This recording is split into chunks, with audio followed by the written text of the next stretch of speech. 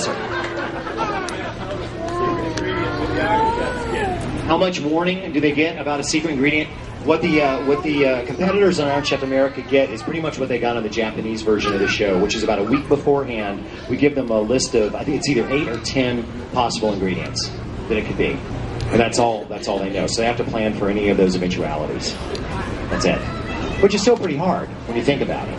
You know, it's just that a lot of people think that because they see a lot of running around at the very beginning of the battle that everybody must know what's going on. But they don't. I mean, it's claim as much of the product as you can, so you're running to do that. And also, you know, in most battles, somebody's going to cut up some onions, somebody's going to boil some water. If you're on Bobby Flay's team, somebody's going to make some chili oil and some herb oil. So there are those things that are gone into immediately. And then about 5 minutes into the battle, everybody stops and stares at each other and goes, I don't know.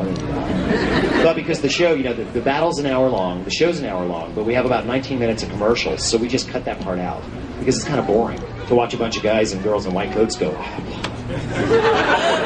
It's just not that. It's not compelling. Is the word we use. Yes, sir. Yeah, you. I like your glasses. What was my favorite thing to do in Good Eats? Go home at the end of the day. It was really hard. It was, you know, because I was on camera and I was directing and I was writing and all of that. It was hard. But what I really loved most about it was setting the camera shots, because my first job through my life has been a cameraman. So setting up all those crazy shots in the backs of ovens and in funny places, that was the fun part of the job. That was the best part of the job. Yes, ma'am. You. Yeah. If you had to pick a chef or cook, whatever you call it, dead or alive, that you could cook one meal with, who would it be? If I could pick one chef, dead or alive, or one cook, dead or alive, to cook with, right, who would it be? That's really, really tough. I'd have to think about that because there are a lot of dead cooks. Well, I'm just giving you a big... Yeah, boy, of all the dead cooks. Well, Julia Child's just such an easy answer, isn't it? You know, what? But they can be alive, too. What? Your grandmother. It's not a bad answer.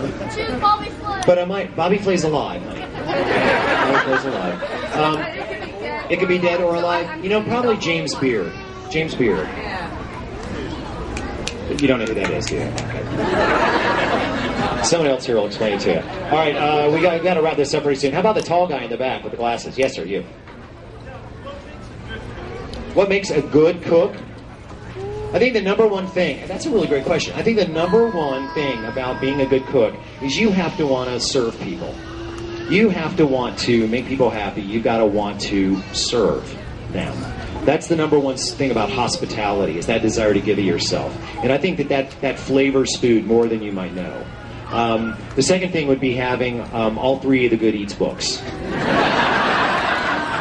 Incredible. I can't stress how important that is. No, I would say that the other thing is a really good ability to taste and to learn the experience of tasting your food, changing your food. And a lot of people that cook don't really taste their food. And most Americans don't really taste their food, because if they did, they wouldn't eat half the crap they put in their pie holes. All right, we got time for like 2 more questions. Yes, ma'am. With Halloween coming.